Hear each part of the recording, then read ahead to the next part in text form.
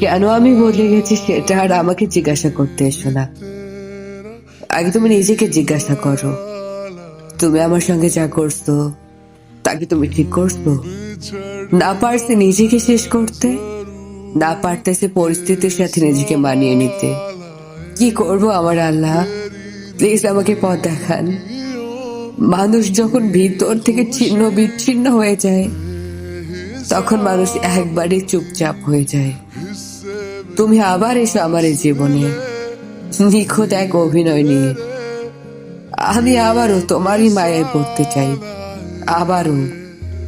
আমি শুধু তোমারই মায়ায় পড়তে চাই, নতুন করে আবার আমি ঠকতে চাই।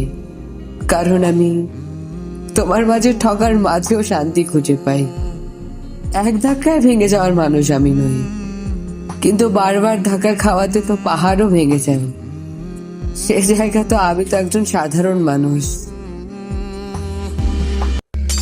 আমাদের আবার দেখা হবে, হয়তো কোনো এক অপরিচিত মোড়ে, না বলা কিছু কথার ভার নিয়ে আমরা মুখোমুখি দাঁড়াবো।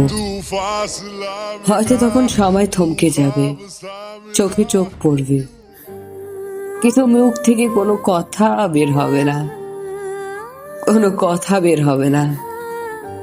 আমাদের সম্পর্কটা এরকম না হলেও পারতো।